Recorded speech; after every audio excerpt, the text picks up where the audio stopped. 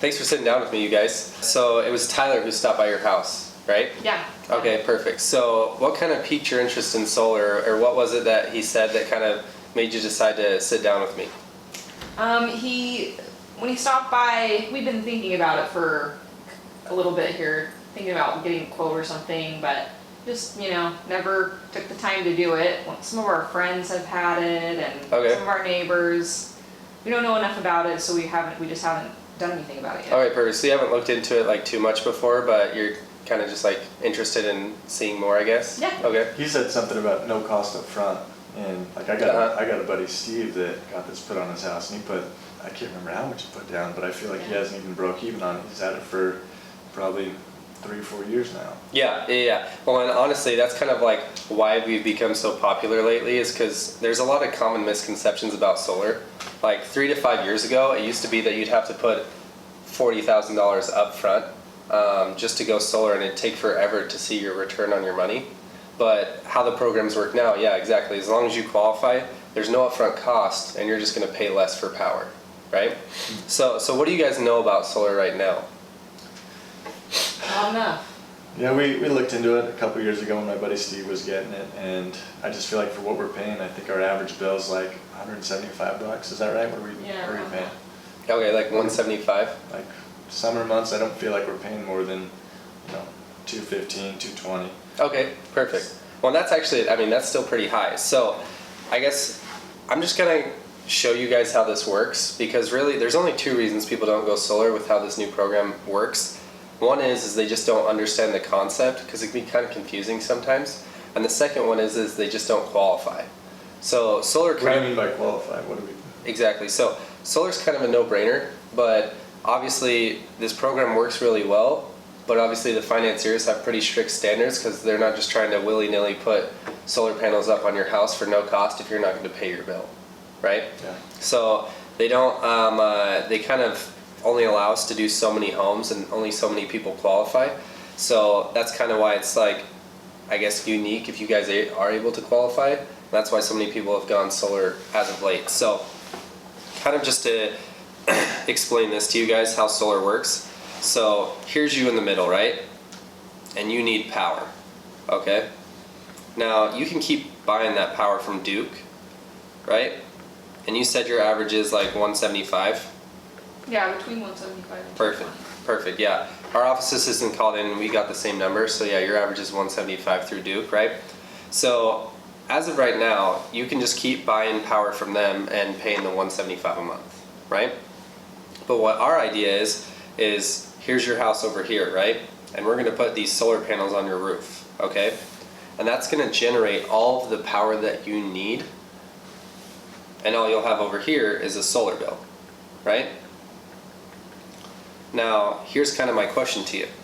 If we put enough panels on your roof that you're going to generate all the power that you need, what is there left for Duke to charge you? Nothing. Exactly, right? So essentially, we're just replacing the Duke bill with a solar bill that's yours, that you own it, right? So I heard that there's a way to put power back in somewhere, and then you can get that later. Can you explain that to me? So that's actually exactly what this is. That's called net metering, right? Okay. And I'll get in that in just a second, but it's actually, this whole process works with Duke, right? So you're still going to be connected to the grid, and you're still actually going to have an $8 connection fee to stay connected to the grid, right? To keep even the certificate of occupancy for your house, right? Does that make sense? Yeah. Okay. What other questions do you guys have? So, looking at this, like, what happens? I feel like we get a ton of rain out here. So, how are we guaranteed to be producing enough power when we got all this rain and cloudy days and overcast? What does that look like? Right, and so that's kind of, you can't look at solar on like a month-to-month basis anymore. You kind of have to look at it on an annual basis, because you're totally right. Like, when it's rainy and when the clouds are out, you're not going to be producing as much as you would on a super sunny day. But that's why we're all in the state of Florida, right? Because it's the Sunshine State. Overall, That's true. Overall, you're going to get enough sun hours on your roof based off our solar proposal to cover 100% of your power, right? Even accounting for those like rainy days and like the bad days, right? So this next part that I'm going to show you, so your average bill, like we agreed, is $175, right? And what I'm drawing here is an escalator. And this isn't the fun escalator at the mall that takes you to JCPenney's, right? This is the bad one. So in finance, it's bad, right? All right. So for the past 25 years, Duke has gone up 4 to 6% every single year, Oh, right? And you honestly haven't even noticed it. That's why you're like, oh, my $175 bill, it's really not that high. But compared to what you paid before, it's actually quite a bit. So I always show people this. So this is the US government's tracking of the cost of power, right? And this is the cost of power over the past 20 years. Now that line doesn't really look like it's going up very much, does it? It's pretty flat. I mean, Yeah, it's kind of flat. It's not really a crazy increase. That's actually the cost of power doubling over time, right? wow. So we used to pay about 7 cents, now we pay about 14, right? Now all I do, Per kilowatt? when was yeah, this? this is from 2000 to now, so 20 years, right? Huh. So I'm going to show you over the next 20 years, well, what does that do to your bill, right? So I'm kind of a numbers dork, so that's why I always like to get out my calculator. So let's say you pay 175 right now, right? And we times that by 1.04. Well, that means next year your bill is going to be 182, right? Mm-hmm. But is an extra $7 going to take food off the table? No. Exactly, right? Well, the thing is, and you're not even going to feel that, right? Because obviously your bill goes up in the summer and down in the winter.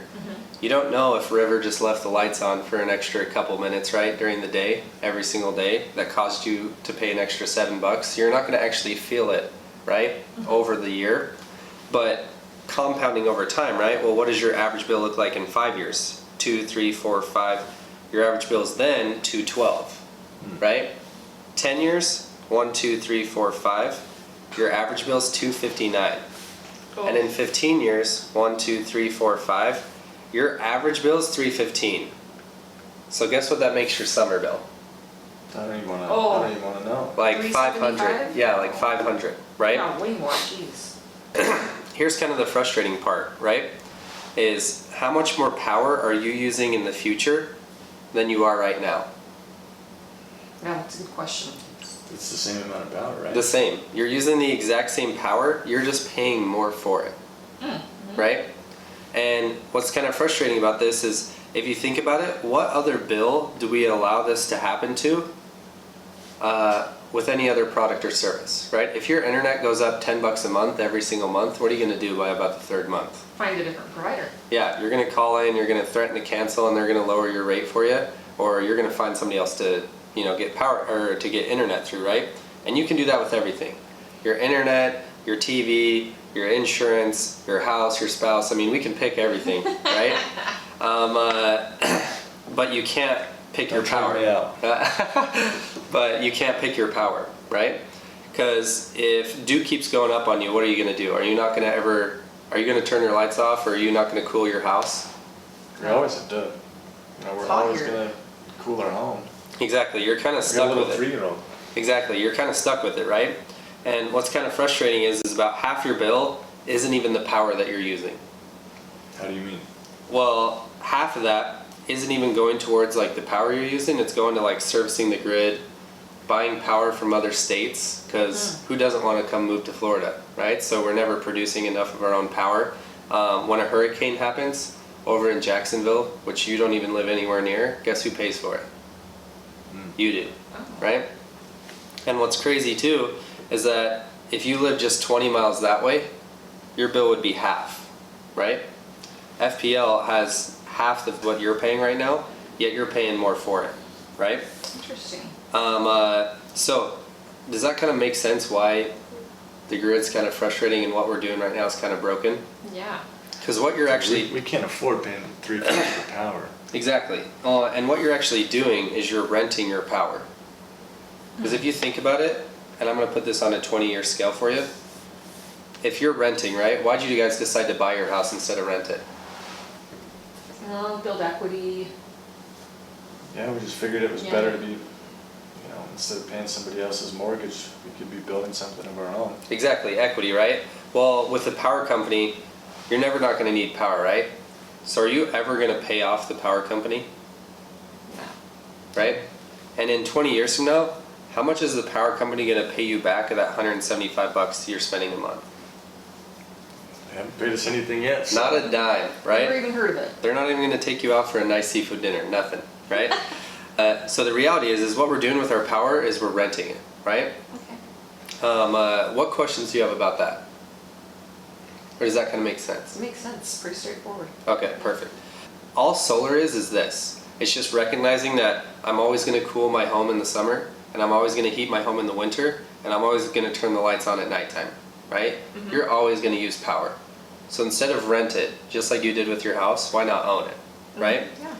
So if I was to chart out solar looks like this, right? It's a flat line with an end date and a fixed payment, right? Okay. So the reason why solar is such a no-brainer is even if solar is the same as what you're paying for power right now, it still makes sense. Why do you think that is? Think about it this way. If you're gonna spend $175 either way, would you rather pay the power company or would you rather pay yourself? Yeah, pay ourselves. Exactly. And then two, exactly like you said, like hedging yourself against inflation. Essentially what that means is, you know, sure as death and taxes, your bill with the power company is going to go up, right?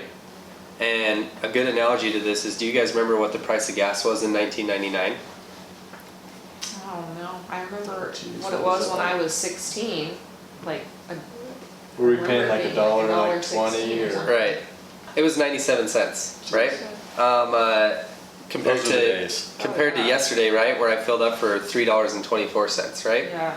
So this is the exact same as gas. If you could go back to 1999 and say, hey, I'll even pay $1 for gas as long as you give me that price for the rest of my life, would you do it? Yeah. Heck yeah. With your power, it's the same thing, right? It's like you're gonna need gas in the future to put gas in your car. You're gonna need power in the future to power your home, right? So it's like, why, when you know this is going up, pay more for that exact same power? Okay, I do have a question. So, Yeah. is the technology going to get any better? Is it the best it's ever been right now? Or That's kind of what why else this are you guys using? yeah, so that's kind of why this program has made so much sense, is because over the past 10 years, solar has just gotten way more efficient with what type of panel you have and how much power it produces, right?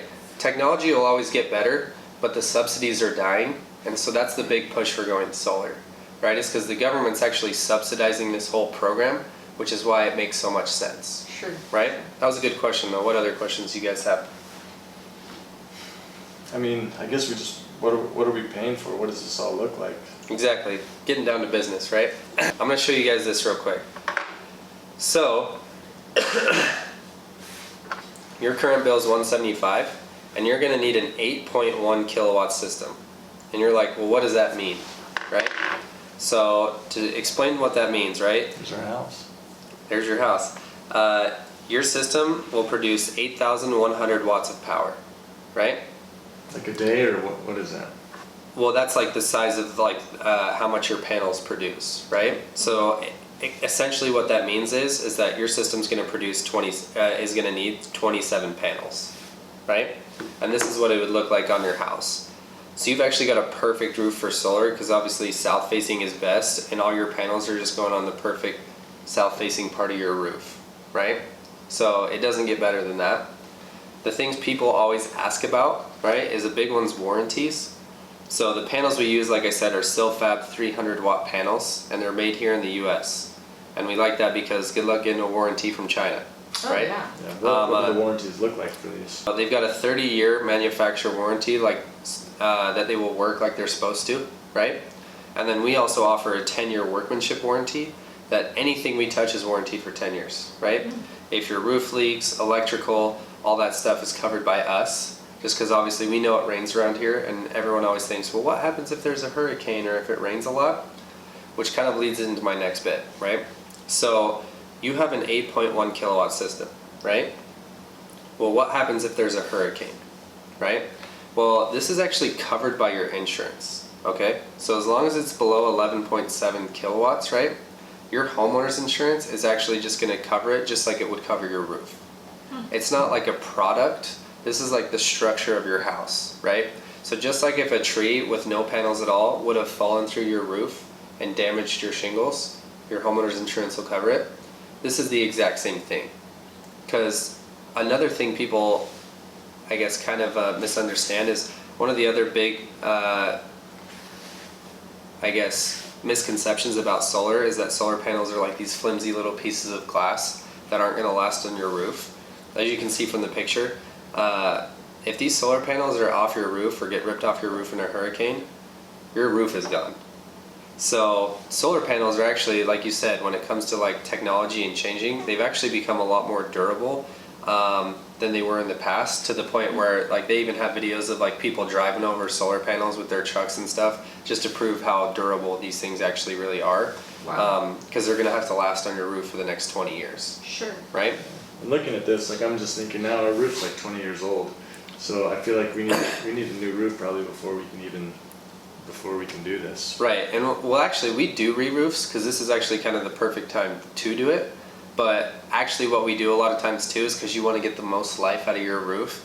When our site survey guy Frank comes and checks up on your home and inspects the home after the initial setup process that I do, he's going to see like how much life your roof actually has left, so that you're not putting solar panels on a roof or ripping off your roof and putting a new roof on for a roof that you've still got 5 or 10 years left. Right?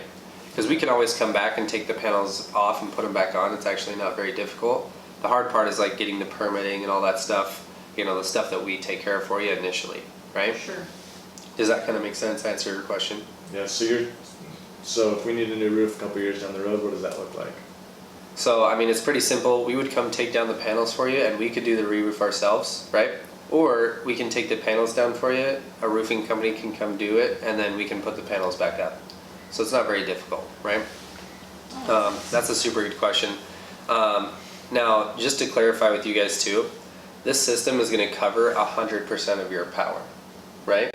So we're putting enough panels on here that we're going to completely replace the Duke bill with just the lower solar bill.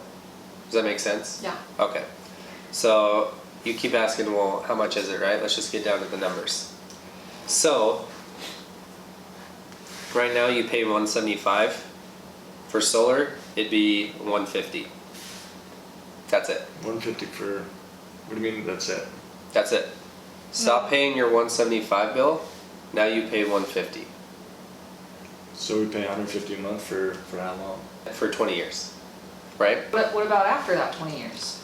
Well, then it's paid for, right? Oh. That's kind of the big concept of solar is 5 years from now, right? When your bill would have been $212, your bill's only $150, right? 10 years from now, when your bill would have been $259, your bill's only $150, and so on and so on. But then with the power company, when you just are perpetually paying the power company forever, and your bill all the way up here is like $400 and something, right? You no longer have a power bill down here, Okay. just like What your if house. we decided to like get a smart car that plugs into the house, and we needed more power? Right, right. And in that situation, I mean, it's honestly pretty simple. We just could come slap on a few more panels for you. Oh, okay. Right, so you can always add panels in the future, but this is going to cover all of the Current usage. current consumption Okay. that you guys have right now, right? So kind of to show you what this looks like over time, guess how much you'd pay the power company over 20 years? Oh geez, I have no I idea. don't even want to know. It's like $90,000. Oh my gosh. If we can get another house for that. That's a house. That's a lot of fishing gear, right, Brennan? Oh Oh yeah. my gosh. Over the same period of time, solar would only be 45, right? Oh wow. So if you, like hypothetically, if you were gonna pay 175 either way, would you rather pay 90 or would you rather pay 45? 45. 45. Exactly, right? But wait, there's more, right? So the big push for solar right now, and the reason that so many people have gone solar, is because there's a federal tax credit for 30% of your total system cost, right? Whoa. And what that means is as long as you qualify, your total system out of pocket is actually only going to be $30,000 instead of $45,000, which is why your bill is cheaper day one. So how do we qualify for that? What are the qualifications? So that's kind of why he grilled you at the door when he was asking you at the end if you have a taxable income of at least $40,000, which obviously we're okay there, right? Mm-hmm. And then a credit score of at least 650. With having that, you're able to qualify for the federal tax incentive, and that's what saves you money day one, Oh, right? that's awesome.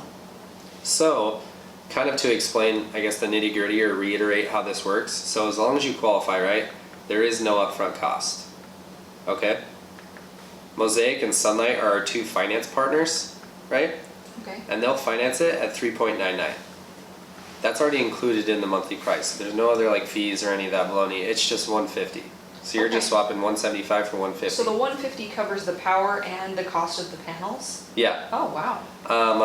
And And what are we looking at for like installing? it's fixed. So like I said, for install, for everything, permits, all that stuff, like there is no upfront cost. We literally cover everything for you, Wow. right?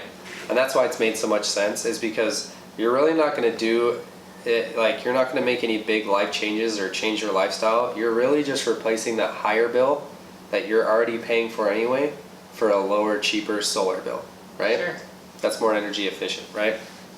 And obviously, since the rate's fixed, you're not going to have like the crazy huge summer high bill and the really low winter bill. Now you'll just have a set bill that you actually know what your payment's going to be every single month, right? Awesome. So that's kind of why a lot of people like it.